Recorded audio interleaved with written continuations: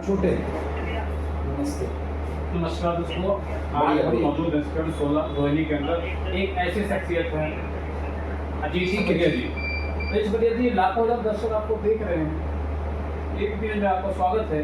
बहुत ढेर सारे चैनल आपके साथ जुड़े हुए। आज हम पर्सनल आपका बहुत जो है आपके काम को देखते हुए, आपके लगन को देखते हुए हम आपके पास आए हैं। तो सबसे पहले आप अपना परिचय दें।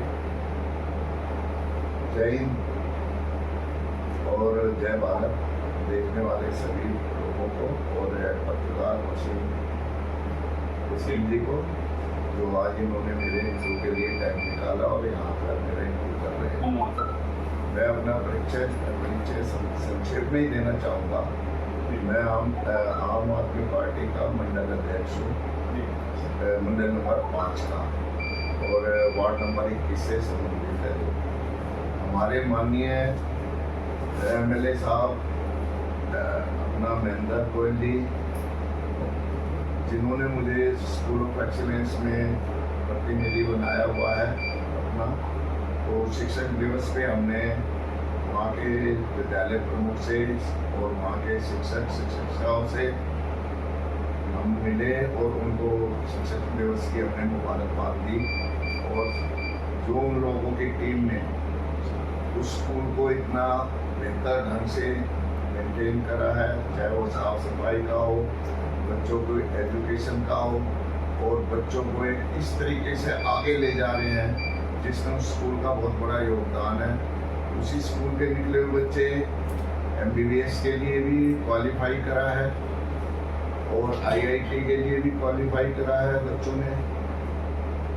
और जितने भी मतलब कि स्कूल की तरफ से एग्जाम के लिए एलिजिबल होते हैं स्टूडेंट, वहाँ पर वो जाते हैं और अपना परचम दिलाते हैं, जिसके अंदर सबसे बड़ा योगदान वहाँ के जो प्रिंसिपल जी हैं राकेश भैया जी, उनका सबसे बड़ा हाथ होता है कि वो सारे शिक्षकों को और सारे बच्चों को अच्छी तरह से प्यार से और उससे उनका मनोबल भी बढ़ाते हैं। टाइम पे उनको इस तरीके से तैयार करते हैं कि हमारे यहाँ से जाने वाला बच्चा उसमें अच्छी तरह से कामयाबी हासिल करे और स्कूल का नाम रोशन करे। साथ में हमारे जो रिठाला विधानसभा से अपने एजुकेशन के कोऑर्डिनेटर हैं मिस्टर बडोला जी, गणेश बडोला जी, वो भी सारे हमारे रिठाला के अंदर जितने स्कूल्स हैं उनके वो कोऑर्डिनेटर हैं। सभी से कोऑर्डिनेशन उनका बहुत बढ़िया है और वो सारे स्कूल को जहाँ पे भी ज़रूरत होती है तो वहाँ पर वो गवर्नमेंट की जो भी उनको सहायता चाहिए होती है, किसी तरह का सहयोग चाहिए होता है, तो वो उसको मुहैया तुरंत करा देते हैं हमारे गोयल साहब MLA जी के द्वारा। और हमारे सारे स्कूलों का जो देख रेख की सब आतिशी जी, जो हमारी एजुकेशन मिनिस्टर हैं, उसको जल्द से जल्द तुरंत उस डायरेक्शन लेके उस कार्य को पूर्ण करते हैं, जिसके लिए मैं आम आदमी पार्टी की सरकार का और अपने माननीय विधायक जी का, राजेंद्र केजरीवाल जी का, सिसोदिया जी का, सभी का मैं धन्यवाद करता हूँ। इस स्कूलों के ऊपर जो इस तरह का उन्होंने प्लान बना के और उसको कार्य रूप दे के सफल बनाया। सर, रिठाला विधानसभा के बारे में कहा जाता है सबसे दिल्ली की सबसे बेस्ट रिठाला विधानसभा है। रिठाला विधानसभा के अंदर बहुत सारे काम हुए हैं। अगर कहा जाए और माना जाए तो नंबर 1 विधायक महेंद्र गोयल जी माने जाते हैं इस विधानसभा से। कितना ज़्यादा काम जो है विधायक जी ने किया है जिसकी हम तारीफ़ नहीं कर सकते। मैं एक पत्रकार हूँ, मैं ये नहीं कह रहा हूँ, जनता कह रही है। क्या कहेंगे विधायक जी के बारे में आप? तो इसमें तो कोई किसी तरह का शक है नहीं कि माननीय, क्या ये जमीनी स्तर पर काम हुआ है? माननीय विधायक अपने महेंद्र गोयल जी दिल्ली के सर्विस नंबर 1 विधायक हैं। उनको दिल्ली सरकार की तरफ से, दिल्ली विधानसभा की तरफ से घोषित भी किया हुआ है, ये दिल्ली के सर्विस विधायक हैं।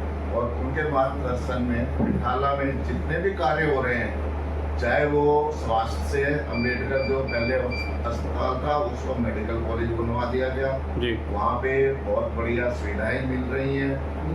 उसके बाद में विधायक जी के उसमें महिला क्लिनिक बहुत अच्छी तरीके से यहाँ काम कर रहे हैं। इसके अलावा जो दिल्ली सरकार के द्वारा हमें परिवहन सुविधा दिलवाई गई है लेडीजों को, फ्री सर्विस की, पानी की यहाँ पे फ्री सर्विस मतलब फ्री आ रही है, बिजली पानी फ्री करा हुआ था, अब जी। बिजली के बिल थोड़े आने शुरू हुए, कुछ दिक्कत है।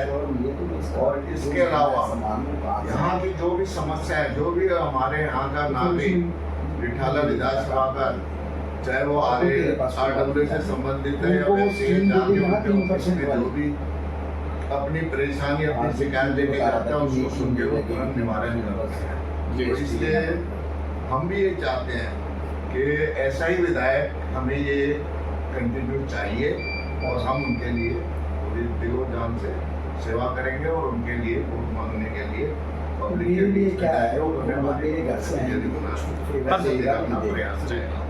सर आखिरी सवाल मेरा आपसे ये है कि आप कह रहे हैं दिल्ली के अंदर में काम हुआ है, रिठाला विधानसभा के अंदर काम हुआ है, लेकिन भारतीय जनता पार्टी कहती है कि जमीन स्तर पे काम नहीं हुआ है।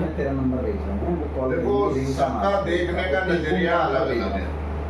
हमने तो अभी तक कहीं ऐसा देखा नहीं कि उन्होंने पार्टी का किसी भी पार्टी वाला का ये आया है कैंडिडेट जो इलेक्शन लड़े हो या उनकी पार्टी का कोई भी पदाधिकारी रहे, चाहे बीजेपी का हो, कांग्रेस का हो, BSP का हो, जो भी कोई आया है उन्होंने उनकी बात सुनी है और उनका निवारण करा है। दिल्ली में अगर आज चुनाव होता है तो क्या आपकी सरकार दिल्ली के अंदर बनेगी, पूर्ण बहुमत सरकार बनेगी आपकी?